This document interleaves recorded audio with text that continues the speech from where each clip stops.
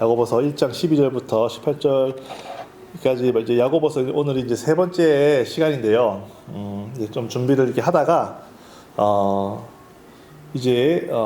이 한글 말에는 시험이라는 한 단어로 표현이 되어 있지만 사실은 여기에 두 가지 크게 다른 뜻이 숨어 있지 않습니까? 때로는 이 하나님께서 허락하시는 어떤 시련과 고난의 의미로서의 시험이 있고, 또 마귀가 우리를 유혹해서 죄짓게 만들고 넘어져서 우리로 하여금 고통 가운데 처하게 만드는 그런 유혹으로서의 시험, 이 두 가지 시험이 있습니다. 그런데 오늘 읽었던 이 야고보서 12절부터 18절까지 이 말씀에 그 두 가지의 시험이 다 나와요.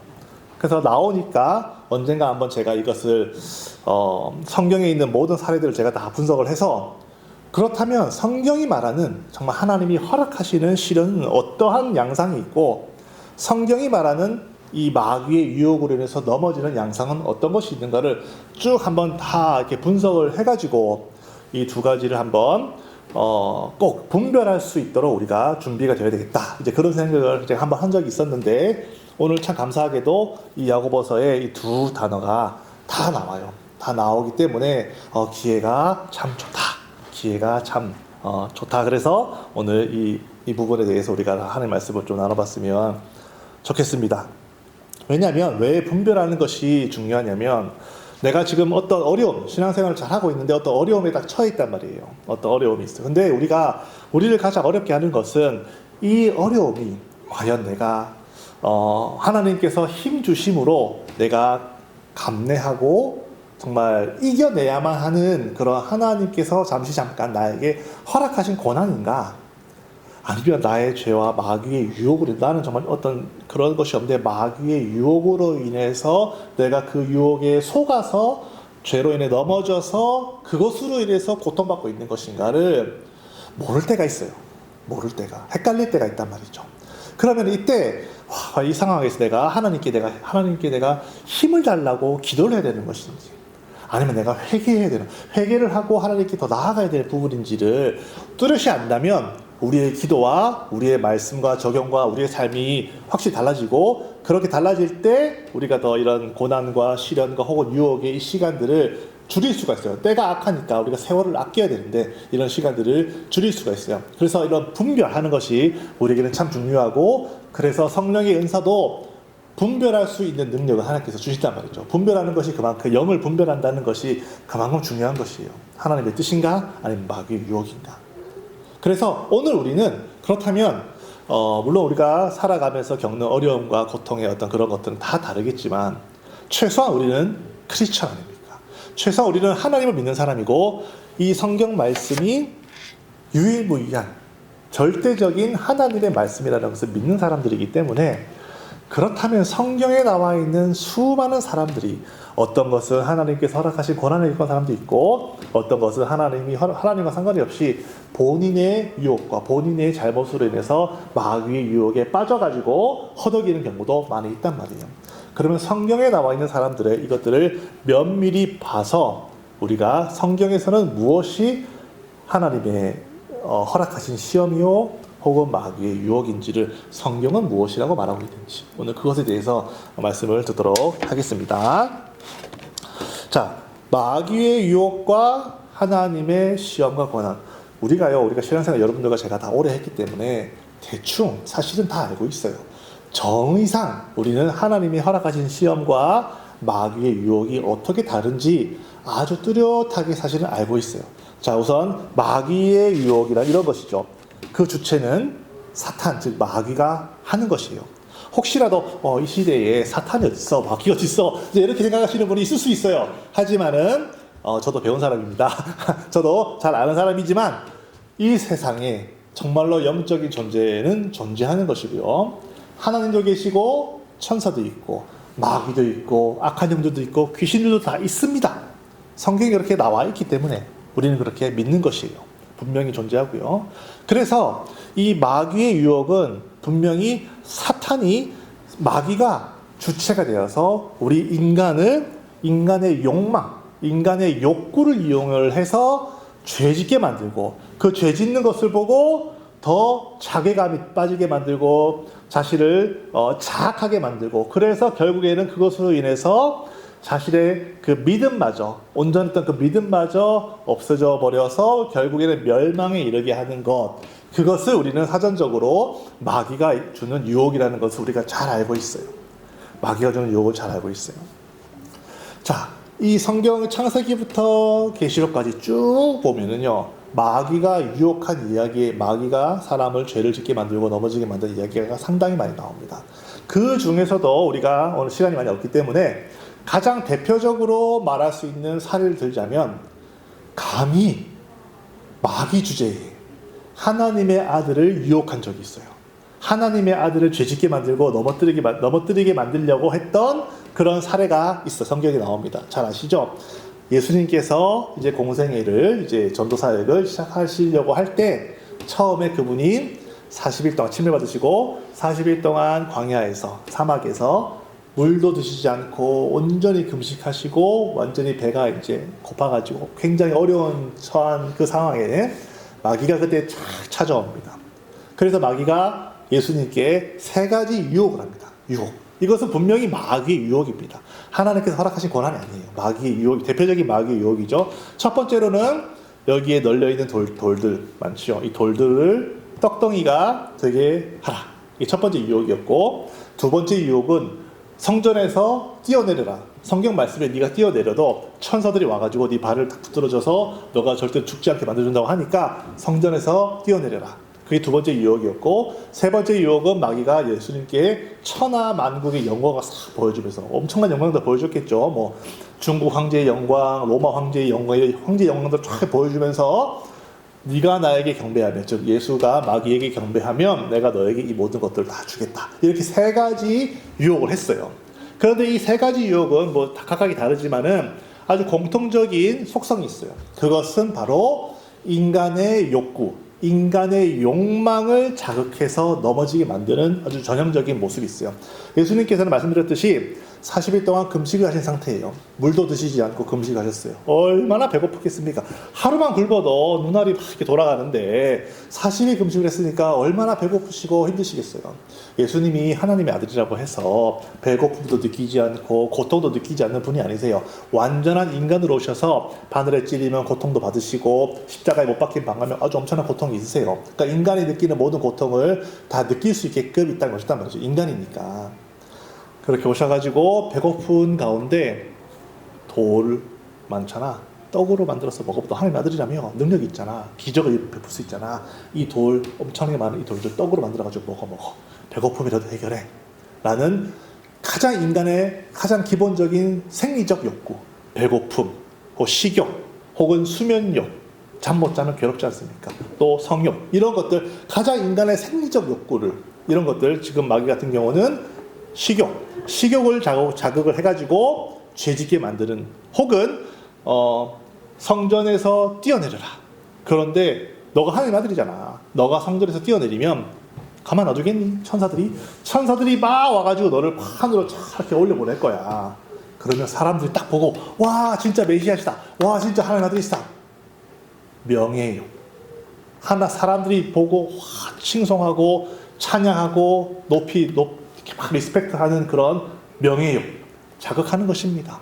또 물욕, 천하 만국의 영광을 싹 보여주면서 얼마나 화려합니까? 저는 경복궁만 가봤는데도 화려하더라고요.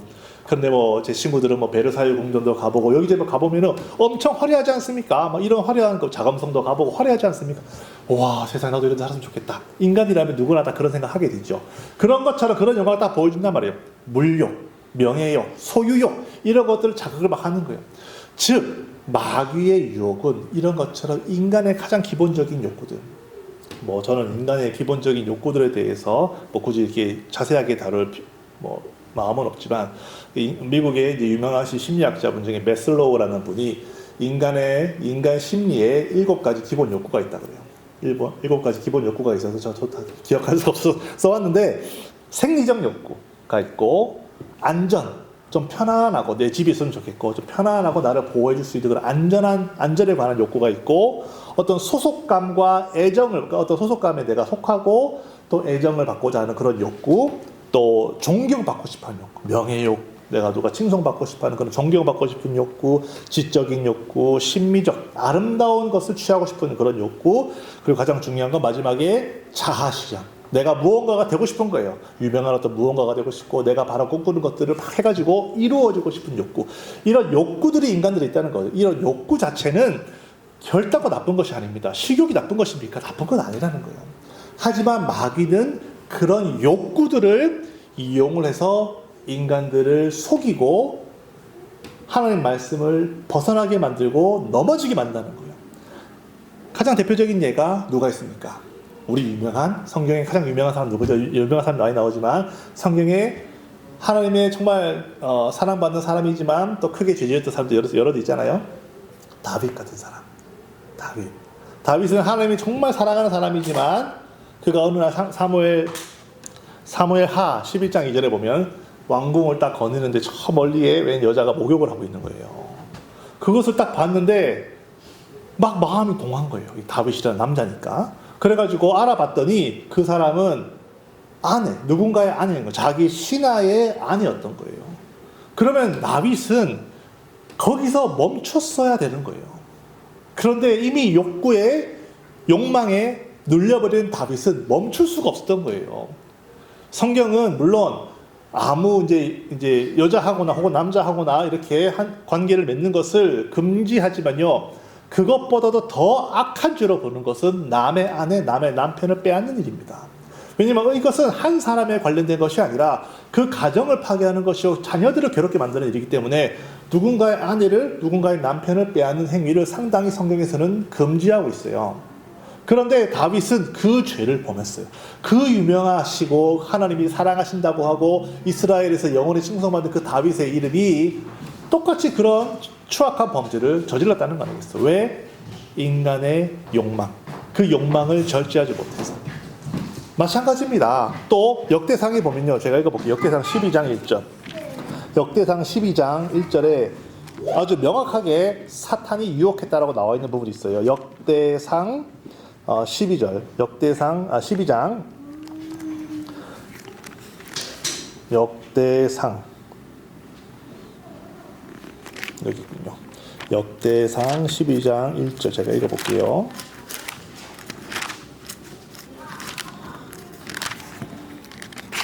역대상 역대하죠.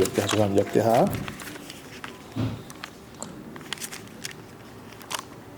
아닌데 역대상인데 잠깐만요.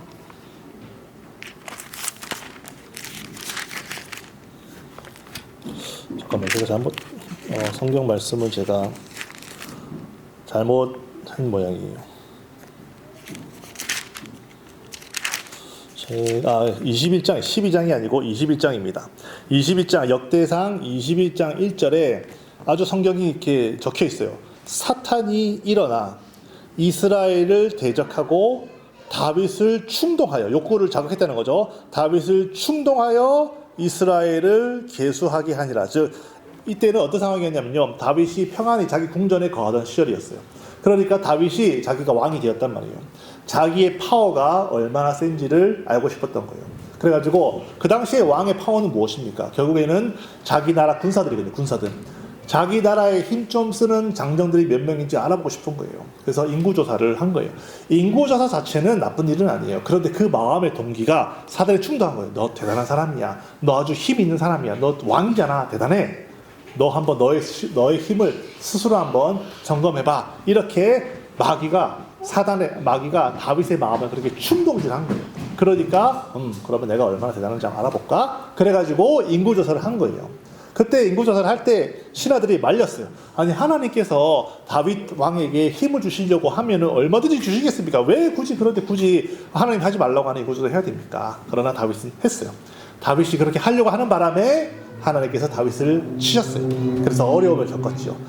무엇입니까? 다윗은 자기 속에 이런 교만함, 높아지고 싶은 마음, 이런 욕구, 이런 충동이 있었던 거예요. 그런데 이 욕구 자체는 나쁜 것은 아니에요. 왜냐하면 사람이 이런 욕구가 있어야 자기 발전이 있는 것이거든요.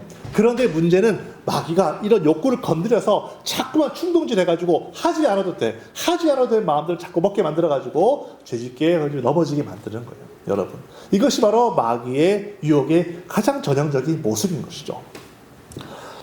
그래서 마귀의 유혹이라고 하는 것은 기본적으로 인간이 가지고 있는 어떤 그런 욕구들, 어떤 그런 감정들, 그런 마음들을 살살 불집혀가지고 결국에는 자기 뜻대로 만들어 버리는 것이기 때문에 어떻게 보면은 상당히 자연스러운 흐름을 가지고 있어요. 사람이 어떤 일을 하다가 어떤 것을 딱 보게 됩니다. 그러면 딱 보는 순간에 갖고 싶은 마음, 취하고 싶은 마음, 이런 것들이 있어요. 그런데 그런 마음을 마귀가 막 불지피는 거예요. 그러면은 정당한 대가를 지불하지 않고도 도둑질해서 가져가게 된다면 이것은 죄를 짓게 만드는 것이고, 믿는 내가 이런 죄를 짓게 되다니 넘어지고 좌절하고 하나님 나 싫어하실 거야, 끝없는 침륜에 빠지게 되는 것이죠. 이런 프로세스가 있는 거예요. 그러니까 마귀의 유혹과 그로 인한 괴로움은 상당히 자연스러운 절차가 있는 거예요.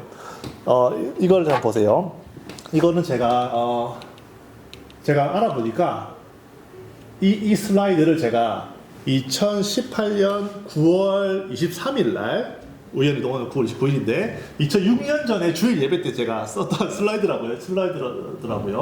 이 부분 제가 말씀을 좀 드리자면은, 여기에 이제 웃는 얼굴들이 있고, 지금 이거 창세기에 나오는 사람들의 지도입니다. 그래서 여기에는 이제 번개 표시들이 있는데, 아브라함, 이삭, 야곱.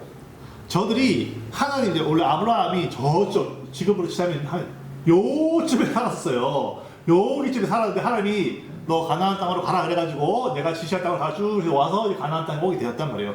하나님은 아브라함과 이삭과 야곱에게 가나안 땅에 있어 라고 말씀하셨는데, 그래서 가나안 땅에 있을 때는 상당히 이스마엘 표시는 그들에게 좋은 일이 발생했던 거예요. 좋은 일들이, 예를 들면 뭐 여기서 하나님을 위해서 제단도 쌓고 하나님이 나타나시기도 하고 하나님이 언약을 맺기도 하고 이런 좋은 일들이 여기 생겼는데, 이런 번개 표시는 뭐냐, 하나님이 있으라고 한 그 땅에 있지는 않고 자꾸만 애굽으로 내려가는 거예요. 왜? 그날에 이 가나안 땅에 기근, 흉년이 든 거예요. 흉년이 드니까 먹을 게 없지 않습니까? 그러니까 당연지사 인간적인 생각과 마음으로는, 합리적인 마음으로는 이 쌀 많은 이 이집트 땅으로 내려가야만 하는 거예요. 그런데 무엇입니까? 말씀은 너 여기 있어. 그러나 상황을 보니까 너무 합리적인 거예요. 나 애굽에 가서 음식 좀 얻어와야 되겠다. 그렇게 내려가는 거죠. 하지만 눈에 보이는 합리적이고 눈에 보이는 이성적이고 눈에 보이는 너무나도 당연한 행동이지만 하나님의 말씀에 거역하게 되니까, 여기에서 아브라함 같은 경우는 자기 아내를, 사라를 누이라고 속이고 그래서 한번 혼납니다. 여러분 생각해보세요. 이게 얼마나 큰 죄인지. 여기 결혼하신 분도 있고 결혼 안 하신 분도 있지만은, 만약에 예를 들어서 남자친구가 예를 들어서 어느 카페에 딱 갔는데 갑자기 그 남자친구의 친구가 딱 왔는데 아주 어여쁜 여자를 데리고 온 거예요. 그럴 때 갑자기 그 남자친구가 자기를 가지고 얘는 내 아는 동생이라고. 아니 보면 여자친구인데 갑자기 이 예쁜 여자 앞에서 내 여자친구 아니고 그냥 아는 동생이라고 이렇게 말하면 이 남자친구 사귀게 됩니까? 나쁜 놈이, 이 사람은. 그런 것처럼 이 아브라함도 자기가 죽을까봐 애국 왕 앞에서 이 사람 내 아내가 아니고 내 누이 동생입니다 이렇게 속였어요. 우리 믿음의 조상이라고 하는 사람이. 그 아들 아브라함만 그랬나? 이삭도 똑같이 그랬어요. 자기 아들을 두고, 리브가 두고, 이거 내 와이프가 아니고 제 누이 동생입니다. 여기 가만히 있었으면은 아무리 흉년이어도 하나님이 가나안 땅 가라고 했으면 하나님 책임지지 않았겠어요? 그런데 딱 상황을 보니까 합리적으로 여기 있으면 굶어 죽겠구나 해서 말씀을 버리고 상황 따라서 자기 편한 대로 가다가 혼나서 여러 번 번개 맞고 돌아오고. 여기는 뭐냐, 하란 땅은 야곱이요, 괜히 자기가, 안 그래도 하나님께서 야곱 사랑하시는데 괜히 자기가 형 가로채고 형이 받을 복 내가 받아야 되겠다고 괜히 형한테 물리치고 과연 자기가 이게 형처럼 꾸며가지고 자기가 복 받으려고 하다가 괜히 형한테 죽을까봐 무서워서 하란 땅으로 도망해가지고 거기서 얼마나 고생 많이 합니까? 거기서 고생 진짜 많이 하거든요, 야곱이. 하나님 여기 있으라고 그랬는데 아브라함 이삭, 야곱, 내가 너 이 땅 줄 테니까 너 여기 있으라고 하는데 꼭 이 땅 안에만 있으면 행복했는데 이 땅 밖에만 나가면 이상하게 하나님 말씀 거역하고 상황을 보니까 내가 죽을 수 있으니까 도망가서 하나님 땅 도망가서 거기서 죽을 고생하고 내가 여기 가만히 있다 굶어 죽겠으니까 이집 땅 내려가가지고 거기서 아주 엄청 고생하고 이것이 무엇입니까? 죄의 유혹은 때로는 너무나도 확실하게 오지 않을 때가 있어요. 어떨 때는 합리적인 이유로 어떻게 보면 너무나도 합리적인 거예요.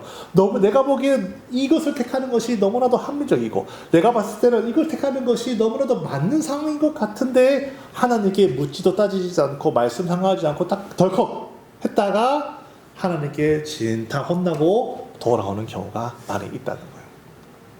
죄의 마귀의 유혹이라고 하는 것은. 그런데 그에 반해서 하나님이 허락하시는 고난은요, 이런 자연적인 프로세스가 때로는 없어요. 어느 순간에 하나님께서 시험하십니다. 가장 대표적인 예는 하나님이 아브라함에게 이삭을 바치라는 명령을 하십니다. 자기 하나밖에 없는 아들이에요. 생각해보면 아브라함 입장에서는 하나님이 뭐라고 약속하셨느냐, 너의 자손들을 저 하늘의 별처럼 많이 해주겠다고 해놓고서는 아브라함에게는 오직 아들 하나만 줬어요. 이삭. 아니 하늘의 별이라 하면서 아들 하나만 줬다 이거예요. 그래서 좋다, 아들 하나지만 뭐 자손이 번창할 수 있겠지. 그런데 갑자기 하나님 나타나셔가지고는 이삭을 제물로 바치라는 거예요. 이게 얼마나 말도 안 되는 요구입니까? 그런데 하나님의 시험과 고난은 이와 같이 때로는 인간이 정말로 이해할 수가 없어요. 때로는 정말로 내가 다 이해할 수가 없어요. 우리가요, 하나님의 마귀의 유혹과 하나님의 시험은 나중에 결과를 보면 뚜렷하게 나눠지기 때문에 우리도 시간이 지나서 그때를 되돌려 보면은 이것은 유혹이었구나, 이것은 고난이었구나 구분할 수 있어요. 하지만은 내가 그 고통과 괴로움을 겪고 있는 그 터널 속에 있는 에서는 이것이 유혹인지 이것이 고난인지 시험인지 분별하기가 어려울 때가 많이 있어요. 그러니까 지금 결과론적으로 말씀드리려고 하는 것이 아니라 그 고통의 세월을 지나가고 있는 내가 봤을 때 이것이 정말 유혹인지 고난인지를 알아볼 수 있는 중요한 한 가지 증거, 한 가지 단서라는 거예요. 우리 마귀의 유혹은 반드시 나의 욕망과 욕구와 내가 간절히 바라는 무언가를 통해서 들어오지만 하나님의 연단과 고난은 어느 날 갑자기 아무 이유도 없이 나에게 닥쳐올 수 있는 거예요. 그런 걸 볼 때 이것은 하나님이 나에게 허락하신 고난이구나를 우리가 생각해 볼 수가 있어요. 또 생각해 보세요. 우리 다윗은 왕이 되기까지 엄청나게 많은 고난과 엄청나게 많은 시련을 겪었어요. 하나님이 허락하신 시련들이에요. 그런데 그 시련이 어떻게 왔나요? 다윗은 그냥 자기가 아버지가 저 들에 나가서 양치라고 하니까 양치고 있었어요. 양치고 있는데 갑자기 아버지가 집에서 빨리 와 어쨌든 왜 빨리 와 갑자기 사무엘이 머리에 기름을 붓네. 그때로부터 그의 일생은 고난과 시련 연속이었어요. 여러분, 한나라는 여인이 있었어요. 한나는 사무엘을 낳은 엄마입니다. 한나는 결혼을 했어요. 그런데 성경에 뭐라고 나왔냐면 하나님께서 한나로 하여금 애를 배지 못하도록 하셨다고 했어요. 성경에 이렇게 문자 그대로 나와 있어요. 한나로 애를 배지 못하도록 하나님이 막으셨어요. 그래서 본인나 옆에 사람이 막 괴롭히고 한나는 맨날 울고 그래서 하나님께 막 매달려서 기도하고 그랬어요. 한나가 무슨 잘못이 있어서 갑자기 애를 못 낳습니까? 자기의 욕망과 자기의 죄와는 아무 상관이 없어요. 하나님의 고난과 시련은 이와 같이 갑작스럽게 이유도 알 수 없이 욥은 동방의 의인이었습니다. 잘 살고 있었어요. 하나님 뜻대로 잘 살고 있었단 말이에요. 그런데 갑자기 마귀가 하나님한테 막 얘기를 하는 거. 하나님 벌써 욥이 까닭 없이 하나님 경외하겠습니까? 갑자기 욥은 영문도 모르고 수많은 고난과 시련 당하는 거예요. 또 보세요. 엘리야 생각해보세요. 엘리야는 갈멜산이라는 산에서 그 당시에 이스라엘 나라가 우상 숭배가 막 심했어요. 그래가지고 하나님이 이 이스라엘을 내버려둘 수가 없네. 그래가지고 이제 그 왕도 우상을 막 숭배하는 사람인 거예요. 그때 바알이라고 하는 신을 막 섬기는 자들인 거죠. 그래서 엘리야가 갈멜 산에서 바알 믿는 선지자 다 나와. 나 하나님 믿는 선지자, 여호와 선지자 나 한 명. 바알 선지자 다 나와. 450명. 그래서 한 명과 450명이 하나님의 살아계심을 놓고 싸웠어요. 바알 신이 아무리 바알 선지자가 아무리 기도해도 아무런 변화 없지만 하나님 믿는 엘리야 선지자가 하나님 살아계시면 응답하소서 불을 내려가지고 하나님의 살아계심 증명했어요. 그렇게 큰 영적인 승리, 생각해 보세요. 얼마나 큰 영적인 승리입니까? 하지만 그 영적인 승리 이후에 이세벨이라고 하는 여왕이 열받아가지고 엘리야를 죽이려고 엄청난 시련과 고난 줘가지고 엘리야가 하나님께 됐습니다. 제 목숨 가져가세요. 라고 말할 정도로 그렇게 괴로운 상황에 처했어요. 아니, 신앙생활을 그렇게 열심히 했고, 그렇게 하나님 뜻대로 살았고, 하나님 말씀대로 딱 순종해서 모든 것을 했는데, 돌아오는 것은 시련과 고난일 수 있다는 거예요. 그것은 마귀의 유혹이나 죄로 인해서 내가 괴로워하는 것이 아니라, 바로 하나님께서 나를 더 연단하고, 더 온전한 정금 같은 믿음을 갖게 하기 위해서 때로는 잠깐 허락한 고난일 수도 있다는 거예요. 이렇게 여러분과 제가 이 고난과 시련, 이 과정을 통과하는 중에 있는 사람들에게 하나님이 저와 우리 모두에게 하시는 말씀이에요. 만약에 이것이 죄와 유혹, 나의 욕망과 어떤 그릇되었던 그런 죄성으로 인해서 겪고 있는 어려움이라면 빨리 회개하고 돌아가야죠. 하지만은 나는 아무리 생각해봐도 이런 일을 당할 이유가 없어. 그러면요, 기뻐하세요. 왜냐하면 오늘 말씀에 하나님께서 허락하신 고난은 온갖 좋은 은사와 온전한 선물이 다 위로부터 빛들의 아버지께로부터 내려오나니, 온갖 좋은 선물이 하나님께로부터 내려온다 그랬어요. 비록 지금 내가 겪고 있는 고난과 시련이 어려워 보일 수 있고 힘들어 보일 수 있어요. 근데 우리를 기쁘게 하는 것은 만약에 이 고난과 어려움이 나의 죄로 인해서 겪어야만 하는 어떤 죄의 유혹에 내가 넘어져서 마귀의 어떤 그런 밥이 되고 괴로움을 그런 겪는 것만 아니라면, 지금 내가 보기에는 아주 이게 괴롭고 힘든 상황일 수 있지만 사실은 한꺼풀 벗겨보면은 온갖 좋은 은사라는 거예요. 나는 지금 다 알 수 없지만 하나님이 나에게 정말 필요한 것이기 때문에 좋은 것을 주시고 있다. 왜냐하면 모든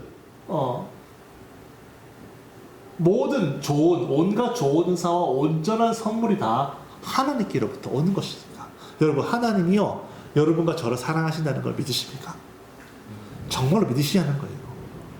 정말로 믿으신다면 때로는 어려움과 괴로움이 내 앞에 있더라도, 아, 이것이 정말로 하나님이 나에게 주시는 정말 온전한 선물이고 정말 온전한 은사이구나, 이거를 믿는 믿음이 여러분과 저에게 있었으면 좋겠어요. 압니다. 저도 알아요. 지금 하나님이 허락하신 고난과 시련 가운데 있어서 괴롭고 어려운 상황을 통과하고 있는 사람들, 저도 마찬가지입니다만은, 그런 사람들 어렵습니다. 괴로워요.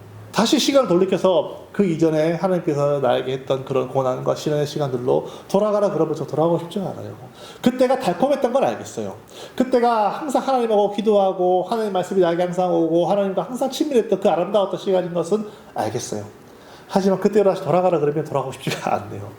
너무 힘들었으니까, 너무 괴로우니까, 괴로운 것을 압니다. 그러니까 우리 교회가 있는 거 아니겠어요? 그러니까 서로 같은 아픔을 가지고 있는 사람들끼리, 같은 시험을 받고 있는 사람들끼리 같이 모여서 서로 위로하고 사랑하고 섬기고 있는 그런 교회가 필요한 거 아니겠어요? 하지만 우리 개개인으로서는 그것을 믿어야 된다는 거예요. 하나님은 나를 사랑하시고 나에게 가장 좋은 것을 주시기 위해서 지금 잠깐 나에게 고난을 허락하고 계신 것이라는 것을. 그리고 또 한 가지 더 좋은 소식은, 비록 지금 내가 죄로 인해서 넘어져서 정말 어떤 그런 죄의 그 열매를 먹고 마시는 결과, 그 죄의 결과를 먹고 마시는 그런 상황에 있는 사람이라 할지라도 하나님은 그 상황조차 사용하셔서 상황을 역전시키시는 분이세요.